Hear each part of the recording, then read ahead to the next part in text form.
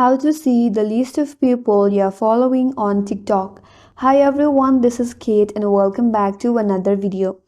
And on today's video, we will see how we can find out the list of people that you're following on your TikTok account. So without further delay, let's get started. Firstly, you have to open up your TikTok application in your device and make sure that you're logged in with your preferred TikTok account. Once you're on your home page, tap on your profile or tap on the profile icon at the bottom right. That's gonna take you to your profile page. Now, to get access to the list of people that you're following, just below your profile name, there you will have section as following, followers or likes. So tap on the following option. And with that, you'll be taken into this page where you can find all the accounts that you are following on your account. And that's all for today's video. Hope this video was helpful. And if you're new to our channel, consider subscribing.